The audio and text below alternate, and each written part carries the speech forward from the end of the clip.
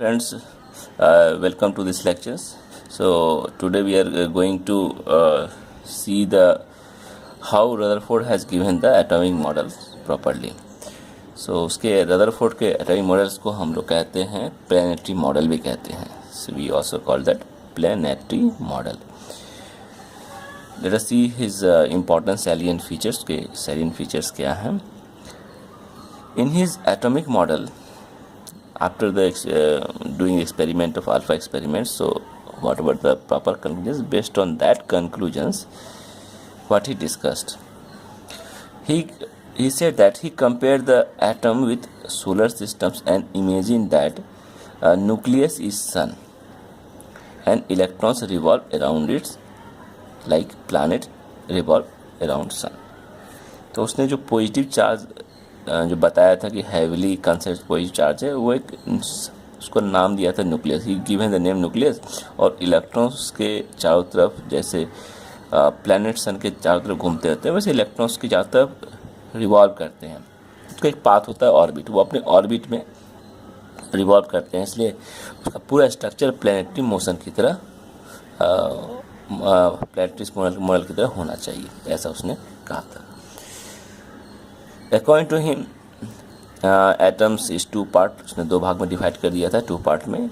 तो one part was nucleus, other part was extra nuclear part, जिसको हम nucleus को पॉजिटिव चार्ज एट सेंटर कहते हैं, like this one. And radius of nucleus is 10⁵ times smaller. उसने कहा था कि कैलकुलेशन निकालने के बाद कहा था कि न्यूक्लियस की जो रेडियस होगी वो 10⁵ टाइम्स स्मॉलर होगी as compared to the whole atoms, and volume is 10⁻15 times smaller than atoms. और atoms के वॉल्यूम 10⁻15 टाइम्स स्मॉलर होगी. जैसे अगर volume of the atoms by volume of the nucleus लेंगे तो ये 10⁻15 की वैल्यू हो जाएगी. तो इतनी वैल्यू होना चाहिए. Another postulates, atoms is spherical. ये सभी कह रहे थे, उसने भी यही कहा कि एटम्स एक स्फेरिकल्स हैं and most of the part of the atom is empty and hollow. और एटम्स के अंदर में एम्प्टी है, होलो है, maximum part, so that we discussed earlier also. Atoms beings electrically neutral, stable होता है, no neutral. Number of protons in nucleus is equal to number of electrons in extra nuclear part. और nucleus के अंदर में जो भी protons हैं उसके चार्जेस इलेक्ट्रॉन के चार्जेस के बराबर ही होंगे. और दोनों में चार्ज बराबर हैं तो नंबर भी बराबर हो जाएंगे. Electrons revolve around the nucleus in circular paths. Circular paths में कहते हैं, जिसको हम ऑर्बिट्स के नाम से जानते हैं.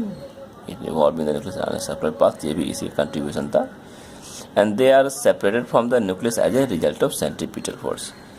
और इस सेंट्रीपिटल फोर्स की वजह से जो सर्कुलर पाथ हैं, सारे सर्कुलर पाथ एक दूसरे से अलग अलग रहते हैं. जैसे अगर हम यहाँ पर दिस इज प्रोटॉन, तो उसके पाथ सब ऐसे हो जाएंगे, वन सर्कुलर पाथ, देन दूसरा आपका सर्कुलर पाथ हो जाएगा. तो these are the circular path. तो ये फर्स्ट पाथ हो गया. और ऐसे काफ़ी सारे ऑर्बिट्स होते हैं. तो ये इलेक्ट्रॉन्स बैलेंस कैसे रहते हैं? तो centripetal force is equal to electrical force. Centripetal force को हम कहते हैं mv²/r, mass of the electron, velocity of the electron and the radius of the electron, k equal to positive charge into electron by r². तो ये electrical force के charges हैं, ऐसे करके होते हैं. अब ये मॉडल देने के बाद what happens, Rutherford face so many problem. उसको बहुत सारे problem, so many complaint he faced. सबसे पहला कंप्लेन उन्हें मिला Maxwell law of electrodynamics, because this model do not follow this law which is given by James Maxwell in 1870. इसने electrodynamics की theory दी थी. थ्योरी क्या थी? A small charge particles moving around an oppositely charged centres continuously loses is energy.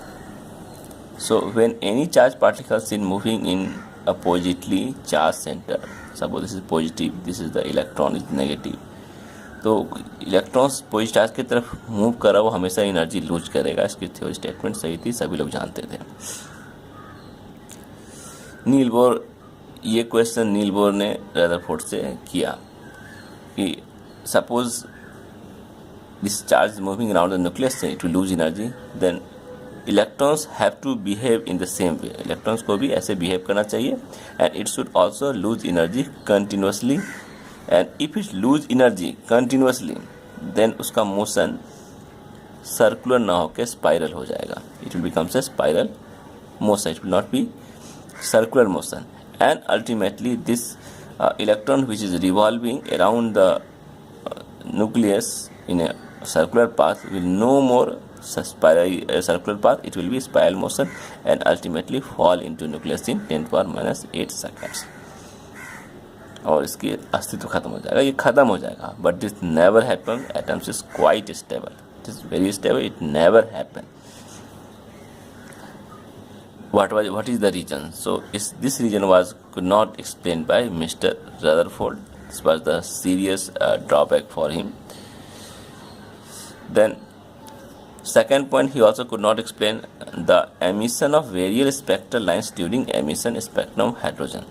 And it is well known that at that time that hydrogen also emitted some spectral lines, that we know the Balmer concept. When discharge tube, in the discharge tube, when hydrogen was used as a gas, then it has emitted several visual lines. So what is the purpose of these visual lines? Where these lines are emitting? Why these lines are emitting? In that status, why they have different colors? If atoms are electrons and protons, so how can you explain this thing? So he was unable to explain this emission spectrum also. There was one more problem he faced. He could not suggest for the discontinuous nature of spectrum. Why the spectrum has discontinuous nature? This was also he failed to explain.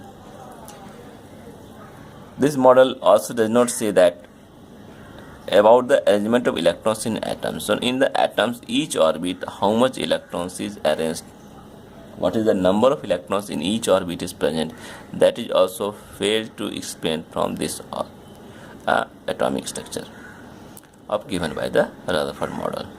So these were the some problems which Rutherford was unable to get answers. So still there was a query to search these answers, and scientists again finding some solution for this problem that we will see in next lecture.